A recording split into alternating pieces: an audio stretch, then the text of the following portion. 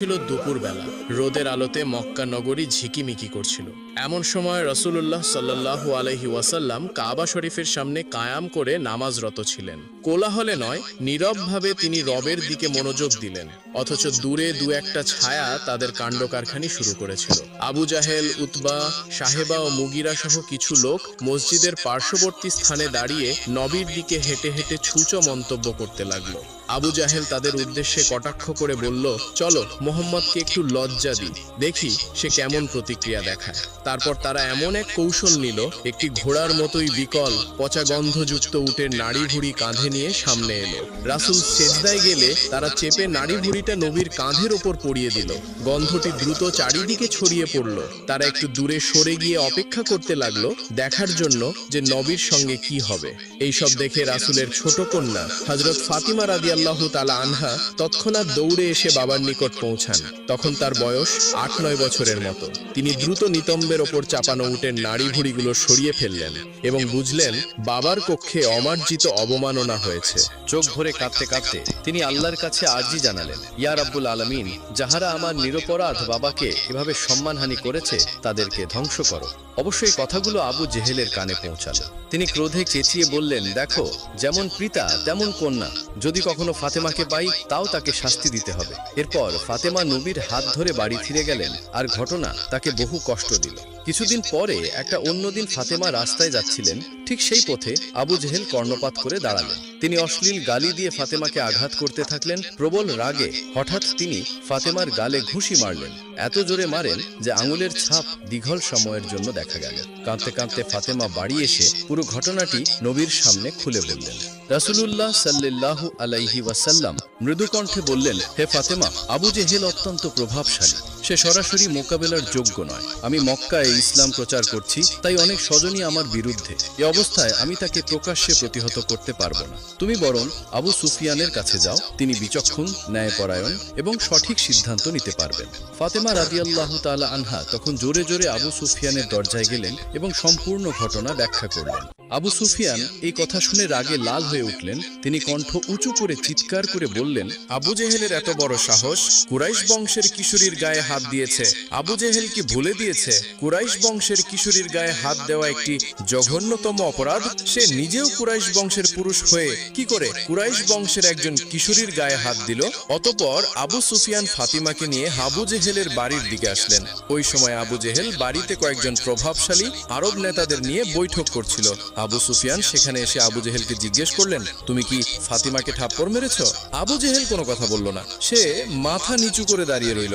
আবু সুফিয়ান ফাতিমাকে বলল, ফাতিমা, তোমাকে আবু জেহেল যেভাবে থাপ্পড় মেরেছে তুমি ঠিক সেইভাবে তার গালে একটি থাপ্পড় মারো। ফাতেমা রাদিয়াল্লাহু তাআলা আনহার কোমল হৃদয় মমতা এবং ভালোবাসায় ভরা। তিনি আবু জেহেলকে থাপ্পড় মারলেন না, কিন্তু আবু সুফিয়ানও তাকে ছেড়ে দেওয়ার পাত্র না। আবু সুফিয়ান এবার অনেক জোরে আবু জাহেলের গালে একটি থাপ্পড় মারলেন এবং আবু জাহেলকে বললেন, হে আবু জাহেল, আজকের পর থেকে যদি শুনি কুরাইশ বংশের কোনো মহিলার গায়ে তুমি হাত দিয়েছো, তাহলে এর চেয়েও তোমাকে কঠিন শাস্তি পেতে হবে। অতঃপর ফাতেমা রাদিয়াল্লাহু তাআলা আনহু বাড়িতে ফিরলেন এবং নবীজিকে সমস্ত ঘটনা খুলে বললেন। নবীজি সমস্ত ঘটনা শোনার পর দুই হাত তুলে আল্লাহর দরবারে বললেন, হে রাব্বুল আলামিন, তুমি আবু সুফিয়ানের হৃদয় আলো দিয়ে পরিপূর্ণ করে দাও। হয়তোবা নবীজির এই দোয়ার বরকতেই আবু সুফিয়ান পরবর্তীতে ইসলাম গ্রহণ করেছিলেন।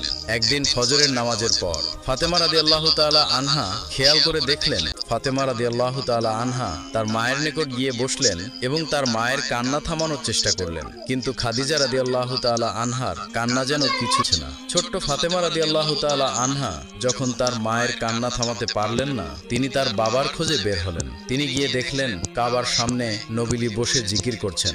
ফাতেমা রাদিয়াল্লাহু তাআলা আনহা নবীজির কাছে গিয়ে বললেন, আব্বাজান, ফজরের পর থেকে মা প্রচন্ড কান্না করছে এবং কিছুতেই তার কান্না থামছে না। আমি অনেক চেষ্টা করেছি তার কান্না থামানোর জন্য, কিন্তু মা কারো কোনো কথা শুনছে না। ছোট্ট মেয়ে ফাতেমার মুখে এমন কথা শোনার পর নবীজি আর দেরি করলেন না। তিনি ফাতেমাকে নিয়ে বাড়িতে আসলেন এবং খাদিজার কাছে গিয়ে বসলেন। খাদিজা রাদিয়াল্লাহু তাআলা আনহা বললেন, ইয়া রাসূলুল্লাহ, আমি কবরের কথা চিন্তা করে কাঁদছি। আমি অনুভব করতে পারছি আমার সময় মনে হয় শেষ হয়ে এসেছে। অন্ধকার কবরে আমি কিভাবে থাকব, যেখানে কোনো সঙ্গী সাথী নেই? সেই কবরের কথা চিন্তা করে আমি আমার কান্না থামাতে পারছি না। রাসূলুল্লাহ সাল্লাল্লাহু আলাইহি ওয়াসাল্লাম বললেন, খাদিজা, তুমি চিন্তা করিও না, আল্লাহ রব্বুল আলামিন তোমাকে নিজেই সালাম দিয়েছেন। সেই মহান আল্লাহ রব্বুল আলামিন তোমার কবরের আযাব মাফ করে দেবেন। নবীজি এমন সান্ত্বনা দিয়ে খাদিজার কান্না থামানোর চেষ্টা করলেন, তারপরেও খাদিজার কান্না থামছে না। তিনি ছোট্ট বাচ্চার মতো ফুপিয়ে ফুপিয়ে কাঁদছেন। হযরত খাদিজা রাদিয়াল্লাহু তাআলা আনহা বললেন, ইয়া রাসূলুল্লাহ, আপনার সঙ্গে আমি 25টি বছর সংসার করেছি, কোনোদিন কোনো জিনিসের জন্য আপনার কাছে জেদ করিনি। আপনি যা দিয়েছেন তাই নিয়ে আমি সন্তুষ্ট ছিলাম। আজকে আপনার কাছে আমি 3টি জিনিস চাইবো, আপনি কি আমাকে দিবেন? নবীজি অশ্রু ভরা নয়নে খাদিজার দিকে তাকিয়ে আছেন এবং কোমল কণ্ঠে খাদিজাকে বললেন, হে খাদিজা, তুমি বলো কি চাও, আমি আমার জীবনের বিনিময়ে হলেও তোমার আবদার পূরণ করার চেষ্টা করব। হযরত খাদিজা রাদিয়াল্লাহু তাআলা আনহা বললেন, হে আমার প্রাণের স্বামী, আমার প্রথম আবদার হলো আপনার পুরাতন একটি জুব্বা আমি ধুয়ে পরিষ্কার করে রেখেছি। আমি যখন ইন্তেকাল করব, আপনার সেই পুরাতন জুব্বাটি আমার কাফনের কাপড় হিসাবে ব্যবহার করবেন। আপনার পুরাতন জুব্বায় আমাকে মুড়িয়ে কবরস্থ করবেন। নবীজি বললেন, হে খাদিজা, এমন অযৌক্তিক আবদার কেন করছো? তোমার ইন্তেকালের পর আমার পুরনো জুব্বা দিয়ে কেন তোমাকে দাফন করব? এতে করে তো মক্কার লোকেরা বলাবলি করবে যে একজন প্রভাবশালী এবং ধনাঢ্য মহিলা, যে কিনা একসময় মক্কার মধ্যে সবচেয়ে বড় ধনী ব্যবসায়ী ছিল, সেই মহিলার মৃত্যুতে একটু নতুন কাপড়ও জুটলো না, স্বামীর পুরাতন জুব্বায় তাকে কবরস্থ করা হয়েছে। তুমি এমন আবদার কেন করছো? হযরত খাদিজা রাদিয়াল্লাহু তাআলা আনহা বললেন, হে আমার স্বামী, আমি বিশ্বাস করি আপনার পুরাতন জুব্বা যদি আমার শরীরে থাকে তাহলে আমার শরীরকে জাহান্নামের আগুন ছুঁতেও পারবে না, কবরের মাটি আমাকে চাপ দিতে পারবে না। আপনার জুব্বা মুবারকের বরকতে কবরের কোনো আযাব আমার হবে না। রাসূলুল্লাহ সাল্লাল্লাহু আলাইহি ওয়াসাল্লাম বললেন, খাদিজা, তুমি যেমন চাও তেমনই হবে, আমি আমার পুরাতন জুব্বা দিয়েই তোমাকে কবরস্থ করব। অতঃপর খাদিজা রাদিয়াল্লাহু তাআলা আনহা বললেন, আমার দ্বিতীয় আবদার হলো, আমাকে যখন কবরে নামানো হবে আপনি নিজ হাতে কোলে করে আমাকে কবরে নামাবেন। আমার তৃতীয় আবদার হলো, যতক্ষণ আমার কবরে মুনকার নাকির প্রবেশ না করবে ততক্ষণ আপনি আমার কবরের পাশ থেকে যাবেন না। কেননা মুনকার নাকির এসে যদি আমাকে 3টি প্রশ্ন করে, আমি খাদিজার সেই প্রশ্নের উত্তর কি করে দেব? আপনি আমার কবরের পাশে দাঁড়িয়ে থাকবেন, আমার হয়ে আপনি নিজেই আমার প্রশ্নের উত্তর দিবেন। রাসূলুল্লাহ সাল্লাল্লাহু আলাইহি সাল্লাম খাদিজাকে বললেন, হে খাদিজা, তোমার সব আবদার আমি পূরণ করব ইনশাআল্লাহ। এরপর খাদিজা রাদিয়াল্লাহু তাআলা আনহা ফাতেমার উদ্দেশ্যে বললেন, মা ফাতেমা, আমি যতদিন মক্কার জমিনে ছিলাম তোমার বাবাকে অনেকেই হত্যা করার চেষ্টা করেছে, কিন্তু আমি সর্বদা তোমার বাবাকে আগলিয়ে রাখার চেষ্টা করেছি। তোমার বাবার দাওয়াতি কাজে আমি সহযোগিতা করেছি, ইসলাম প্রচারের কাজে তোমার বাবার সাহস জুগিয়েছি, সুখে দুঃখে সর্বদাই তোমার বাবার পাশে থেকেছি। আমি তোমার বাবাকে তোমার হাতে তুলে দিয়ে যাচ্ছি, তুমি তোমার বাবাকে আগলিয়ে রাখবে। যেমন করে একজন মা তার সন্তানকে আগলিয়ে রাখে, ঠিক সেইভাবে তুমি তোমার বাবাকে আগলিয়ে রাখবে, তোমার বাবার সুখে দুঃখে সব সময় তুমি পাশে থাকবে। অতঃপর খাদিজা রাদিয়াল্লাহু তাআলা আনহা ইন্তেকাল করলেন। খাদিজার ইচ্ছা মতো নবীজি তার পুরনো জুব্বা মোবারক দিয়ে খাদিজাকে মুড়িয়ে দিলেন এবং নিজেই খাদিজার জানাজা পড়িয়ে খাদিজাকে নিজ হাতে কবরে নামালেন। খাদিজা রাদিয়াল্লাহু তাআলা আনহা কবরস্থ হওয়ার পর সকলেই সেখান থেকে চলে গেল, কিন্তু রাসূলুল্লাহ সাল্লাল্লাহু আলাইহি ওয়াসাল্লাম সেখানে দাঁড়িয়ে রইলেন। হযরত আবু বকর রাদিয়াল্লাহু তাআলা আনহু বললেন, ইয়া রাসূলুল্লাহ, সকলেই তো চলে গিয়েছে, আপনিও বাড়ি চলুন। নবীজি বললেন, আবু বকর, আমি বাড়ি যাব না, যতক্ষণ মুনকার নাকির এই কবরে না আসবে ততক্ষণ আমি বাড়ি যাব না। কেননা আমি আমার খাদিজাকে কথা দিয়েছি তার কবরের 3টি প্রশ্নের উত্তর আমি দিয়ে যাব। এভাবে পুরো দিন কেটে গিয়ে সন্ধ্যা চলে আসলো, তখনও নবীজি খাদিজার কবরের পাশে দাঁড়িয়ে আছেন। এমন সময় ফেরেশতা জিবরাইল আলাইহিস সালাম এসে নবীজিকে বললেন, ইয়া রাসূলুল্লাহ, আল্লাহ রাব্বুল আলামিন আপনাকে আদেশ দিয়েছেন এখান থেকে চলে যাওয়ার জন্য, কেননা আল্লাহ রাব্বুল আলামিন নিজেই খাদিজার কবরের 3টি প্রশ্নের উত্তর দিয়েছে। আপনি কোনো চিন্তা করবেন না, খাদিজার কবর এখন জান্নাতের বাগানে পরিণত হয়েছে। একদিন এক নিঃস্ব লোক রাসূল সাল্লাল্লাহু আলাইহি ওয়াসাল্লামের নিকট এসে কিছু সাহায্য চাইল। তখন রাসূলের নিকট কিছুই ছিল না তাকে দেয়ার মতো, তাই তিনি লোকটিকে হযরত উসমানের নিকট পাঠিয়ে দিলেন। দরিদ্র ব্যক্তিটি হযরত উসমানের গৃহে উপস্থিত হয়ে দেখলেন যে একদল পিঁপড়ে বেশ কিছু শস্য একটি স্তূপ থেকে গর্তে নিয়ে যাচ্ছে, আর হযরত উসমান রাদিয়াল্লাহু আনহু শস্যগুলো একত্রিত করে কিছু শস্য পিঁপড়ের গর্তের কাছে ছড়িয়ে বাকিগুলি আবার স্তূপে রেখে দিয়েছিলেন। এই দৃশ্য দেখে লোকটি ধারণা করল যে হযরত উসমান বড়ই কৃপণ। সে মনে মনে ভাবতে লাগলো, আমি দরিদ্র হওয়া সত্ত্বেও কোনোদিন পিঁপড়ের মুখ থেকে এইভাবে শস্য কেড়ে নিইনি। তাই কিছুই না চেয়ে সেই দরিদ্র লোকটি চলে গেল। পরের দিন লোকটি আবার হযরত মুহাম্মদ সাল্লাল্লাহু আলাইহি ওয়াসাল্লামের নিকট উপস্থিত হলো এবং কিছু চাইল। সে রাসূলকে জানালো যে কৃপণ উসমান রাদিয়াল্লাহু আনহুর নিকট কিছুই আশা করা যায় না, তাই সে কিছুই চায়নি।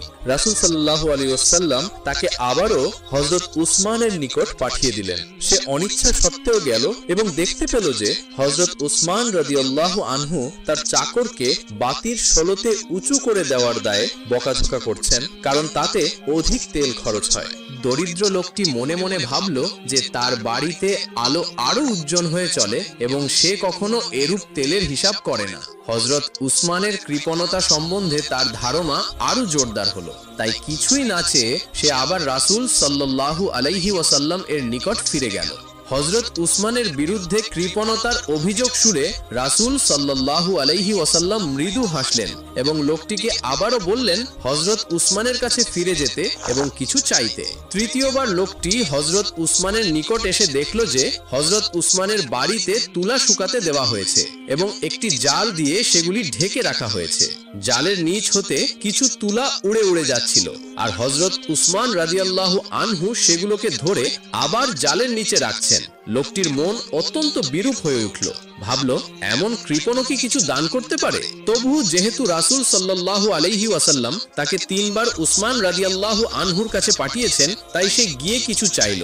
হযরত উসমান রাদিয়াল্লাহু আনহু ভাবলেন, লোকটিকে কি দেওয়া যায় যে লোককে রাসূল সাল্লাল্লাহু আলাইহি ওয়াসাল্লাম তার নিকট সাহায্যের জন্য পাঠিয়েছেন। তখন উসমান রাদিয়াল্লাহু আনহু দেখতে পেলেন বেশ কিছু দূরে একটি সূক্ষ্ম রেখা। রেখাটিকে একটি উটের কাফেলা বলেই মনে হলো। কিছুক্ষণ পর হযরত উসমান রাদিয়াল্লাহু আনহু বুঝতে পারলেন যে কাফেলা বাণিজ্যের উদ্দেশ্যে সিরিয়ায় গিয়েছিল, সেটি ফিরে আসছে। হযরত উসমান তাকে লিখে দিলেন যে ওই কাফেলার সবচেয়ে ভালো উটটি এবং যার ওপর সবচেয়ে বেশি দ্রব্য সম্ভার আছে সেটি সে নিতে পারে। লোকটি প্রথমে মনে করলো যে হযরত উসমান রাদিয়াল্লাহু আনহু তামাশা করছেন। কিছুক্ষণ কথাবার্তার পরও লোকটি তার দান সম্পর্কে নিঃসন্দেহ হতে পারল না। সন্দিগ্ধ চিত্তে সে গেল কাফেলার নিকট। সবচেয়ে ভালো এবং প্রথম উটটি তার পছন্দ হলো, সেটি সে নিতে চাইল এবং কাফেলার পরিচালক অনুমতি দিল তা নেওয়ার জন্য। কিন্তু মরুভূমিতে চলাকালে প্রথম উটটিকে কাফেলা হতে সরিয়ে নেওয়া সহজ নয়। সবগুলি উটই প্রথমটিকে অনুসরণ করলো। কাফেলার পরিচালক তখন লোকটিকে বলল যে আস্তানায় ফিরে যাওয়ার পর উটটি দেওয়া হবে। হযরত উসমানের নিকট খবর দেওয়া হলো যে একটি উটকে কাফেলা হতে সরিয়ে নেওয়া সম্ভব হয়নি, তাই তখন তার নির্দেশ পালন করা হয়নি। খবর শুনে হযরত উসমান রাদিয়াল্লাহু আনহু বললেন, হয়তো আল্লাহর ইচ্ছা এই যে কাফেলার সবগুলি উটই লোকটি পাবে। তারপর তিনি কাফেলার পরিচালককে নির্দেশ দিলেন যে সবগুলি উটই যেন লোকটিকে দেওয়া হয়। লোকটি তো বিস্ময়ে অবাক, অত বড় কৃপণের কিভাবে এত বড় দান করা সম্ভব হলো। হতবাক হয়ে সে তার পূর্ববর্তী 3 অভিজ্ঞতা জানালো এবং 2 প্রকারের ব্যবহারের তাৎপর্য কি তা জানতে চাইল। হযরত উসমান রাদিয়াল্লাহু আনহু জবাব দিলেন যে তার সারমর্ম এই যে আল্লাহ হলেন বিশ্বের সমস্ত সম্পদের মালিক, মানুষ হলো তত্ত্বাবধায়ক বা পাহারাদার। সে শুধু আল্লাহর ইচ্ছা অনুসারে সম্পদ নিজের জন্য এবং সমাজে অপরাপর ব্যক্তির কল্যাণের জন্য ব্যয় করতে পারবে। মানুষের রক্ষণ করা, যদি কোনো ব্যক্তির তত্ত্বাবধানকালে কোনো সম্পদের এক কণামাত্র বিনষ্ট হয় তবে তার জন্য আল্লাহর কাছে জবাবদিহি করতে হবে। সম্পদের অধিকার শুধু বিশেষ সুবিধা নয়, বরং একটি বিরাট দায়িত্ব। সুবহানাল্লাহ, আল্লাহু আকবার। একদা মহানবী হযরত মুহাম্মদ সাল্লাল্লাহু আলাইহি ওয়াসাল্লাম একজন সাহাবীর প্রয়োজন মেটানোর জন্য এক ইহুদির কাছ থেকে ঋণ নেন। ঋণ গ্রহণের সময় কথা ছিল সঠিক সময়ের মধ্যে ঋণ ফেরত দিতে হবে। তাই নবীজি সাল্লাল্লাহু আলাইহি ওয়াসাল্লাম সেই ইহুদিকে একটি তারিখের কথা বললেন, যে তারিখে তিনি ঋণ ফেরত দেবেন। এই ঘটনার কিছুদিন পর একদিন নবীজি সাল্লাল্লাহু আলাইহি ওয়াসাল্লাম সাহাবীদেরকে নিয়ে একটি জানাজা থেকে ফিরছিলেন। তখন তার সাথে ছিলেন হযরত আবু বকর এবং ওমর রাদিয়াল্লাহু তাআলা আনহু এর মতো মহান সাহাবী। ঠিক সেই সময় ওই ইহুদি লোকটি নবীজি সাল্লাল্লাহু আলাইহি ওয়াসাল্লামের গলার চাদর ধরে রাগত স্বরে এবং অভদ্র ভাষায় বলল যে, ও মুহাম্মদ, আমার কাছ থেকে যে ঋণ নিয়েছিলে সেই অর্থ কোথায়? আমি তো তোমার পরিবারকে চিনি। ঋণ নিলে তোমাদের আর কোনো খবর থাকে না। নবীজি সাল্লাল্লাহু আলাইহি ওয়াসাল্লাম ছিলেন মদিনা রাষ্ট্রের রাষ্ট্রপ্রধান, তার কথায় সাহাবীরা নিজেদের জীবনও পর্যন্ত দিয়ে দিতে পারেন। তিনি যদি সাহাবীদেরকে একটু ইশারা দেন তাহলে সাহাবীরা তার গর্দন উড়িয়ে ফেলবেন। নবীজি সাল্লাল্লাহু আলাইহি ওয়াসাল্লামকে সবার সামনে এত বড় অপমান করা হলো, অথচ ঋণ পরিশোধের যে তারিখ দেওয়া হয়েছিল সেটা এখনো বাকি আছে। ওমর রাদিয়াল্লাহু স্বভাবজাত সেই বিখ্যাত উক্তি করলেন, ইয়া রাসূলুল্লাহ, আপনি অনুমতি দেন, আমি তার দেহ থেকে মাথা বিচ্ছিন্ন করে ফেলি। নবীজি সাল্লাল্লাহু আলাইহি ওয়াসাল্লাম এই ক্ষেত্রে যেমন ক্ষমতাবান ছিলেন তেমনি তিনি ন্যায়ও ছিলেন। লোকটি যেভাবে মহানবী সাল্লাল্লাহু আলাইহি ওয়াসাল্লামের লোকটিকে শাস্তি দিতে পারতেন, কিন্তু তিনি উল্টো ওমর রাদিয়াল্লাহু তাআলা আনহুকে বললেন, ওমর, তোমার কাছে তো উত্তম ব্যবহার আশা করা যায়, তুমি এইভাবে না বলে বরং আমাকে বলতে পারতে আপনি তার ঋণ পরিশোধ করুন, কিংবা ইহুদি লোকটাকে বলতে পারতেন যে আপনি সুন্দরভাবে ঋণের কথা বলতে পারতেন। অসুন্দরের জবাব সুন্দর দ্বারা, অউত্তমের জবাব কিভাবে উত্তম দ্বারা দিতে হয় সেটা নবীজি সাল্লাল্লাহু আলাইহি ওয়াসাল্লাম ওমর রাদিয়াল্লাহু তাআলা আনহু সহ উপস্থিত সাহাবীদেরকে শিখালেন। অতঃপর রাসূল সাল্লাল্লাহু আলাইহি ওয়াসাল্লাম ওমর রাদিয়াল্লাহু তাআলা আনহুকে নির্দেশ দিলেন, ওমর, যাও তার সাথে এবং তাকে তার ঋণ পরিশোধের পর আরো 32 কেজি খেজুর দিও, কারণ তুমি তাকে ভয় দেখিয়েছো। ওমর রাদিয়াল্লাহু তাআলা আনহু ইহুদিকে সাথে নিয়ে গেলেন এবং তাকে তার প্রাপ্য ঋণ প্রদান করলেন এবং সাথে আরো 32 কেজির মতো খেজুর দিলেন। এমন ঘটনার পর ইহুদি তো অবাক। একই তো সে সময়ের আগে পাওনা দাবি করেছে, তার উপরে সবার সামনে নবীজি সাল্লাল্লাহু আলাইহি ওয়াসাল্লামকে অপমান করেছে, তবুও নবীজি সাল্লাল্লাহু আলাইহি ওয়াসাল্লাম তাকে তার পাওনা দিলেন এবং সাথে দিচ্ছেন আরো 32 কেজি খেজুর। তাই সেই ইহুদি জিজ্ঞাসা করলো, অতিরিক্ত এগুলো কেন? ওমর রাদিয়াল্লাহু তাআলা আনহু বললেন, কারণ আমি তোমাকে হুমকি দিয়েছি, সেটার কাফফারা হিসেবে নবীজি সাল্লাল্লাহু আলাইহি ওয়াসাল্লাম এগুলো দিতে বললেন। এই কথা শুনে লোকটি বলল, ওমর, তুষ্টি জানো আমি কে? ওমর রাদিয়াল্লাহু তাআলা আনহু বললেন, না, আমি জানি না, তুমি কে? লোকটি বলল, আমি যায়েদ ইবনে সুন্নাহ। তার নাম শুনে ওমর রাদিয়াল্লাহু তাআলা আনহুর চক্ষু যেন চড়ক গাছ। যায়েদ ইবনে সুন্নাহ মদিনার সেই বিখ্যাত ইহুদি রাবাই। ওমর রাদিয়াল্লাহু তাআলা আনহু তার নাম জানতেন, কিন্তু তিনি যে ওই ব্যক্তি সেটা তিনি জানতেন না। যায়েদ ইবনে সুন্নাহ বললেন, হ্যাঁ, আমি সেই ইহুদি রাবাই। আমাদের ধর্মগ্রন্থ অনুযায়ী মুহাম্মদের নবী হবার প্রমাণের যত ভবিষ্যৎবাণী পাওয়া যায় সবগুলোই আমি তার মধ্যে পেয়েছি। শুধু দুটো বিষয়ের পরীক্ষা করার বাকি ছিল। সেই দুটো ছিল, মুহাম্মদকে কেউ রাগালে তিনি সহনশীলতা দেখাবেন, কোন মূর্খ তার কাছে এসে মূর্খের মতো আচরণ করলে তিনি বরং সেই মূর্খের সাথে ভালো আচরণ করবেন, অর্থাৎ তিনি মন্দের জবাব ভালোর মাধ্যমে দেবেন এবং অনুত্তমের জবাব তিনি উত্তমের মাধ্যমে দেবেন।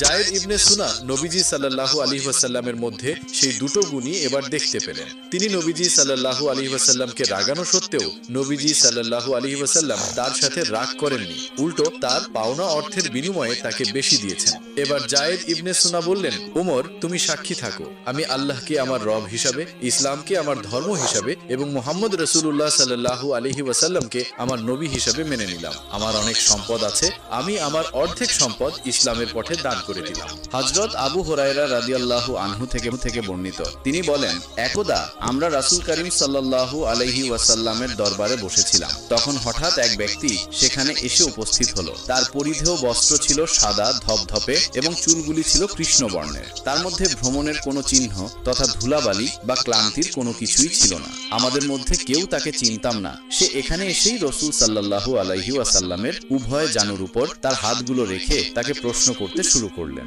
প্রথমেই সে জিজ্ঞেস করলেন, হে মুহাম্মদ সাল্লাল্লাহু আলাইহি ওয়াসাল্লাম, আমাকে বলুন ইসলাম কাকে বলে? তার সে প্রশ্ন শুনে মুহাম্মদ সাল্লাল্লাহু আলাইহি ওয়াসাল্লাম বললেন, ইসলামের মূল বিষয় হলো ইবাদতের উপযুক্ত একমাত্র আল্লাহ এবং মুহাম্মদ সাল্লাল্লাহু আলাইহি ওয়াসাল্লাম তার সত্য রাসূল, এই কথা বিশ্বাস করে নামাজ পড়া, যাকাত আদায় করা, রমজানে রোজা রাখা এবং সামর্থ্য থাকলে হজ ব্রত পালন করা। রাসূলুল্লাহ সাল্লাল্লাহু আলাইহি ওয়াসাল্লামের বক্তব্য শুনে উক্ত ব্যক্তি বললেন, ইয়া রাসূলুল্লাহ, আপনি সত্য বলেছেন। আসহাবে রাসূলরা বর্ণনা করেন, আমরা অবাক বিষয় লক্ষ্য করছিলাম যে আগন্তুক ব্যক্তি কোন বিষয় রাসূল সাল্লাল্লাহু আলাইহি সাল্লামকে প্রশ্ন করছে, অথচ রাসূল পাক সাল্লাল্লাহু আলাইহি সাল্লাম তার প্রশ্নের উত্তর দেবার পর সে তার সত্যতা অনুমোদন করছে। এর অর্থ এ বিষয়ে সে পূর্ব হতেই অবগত।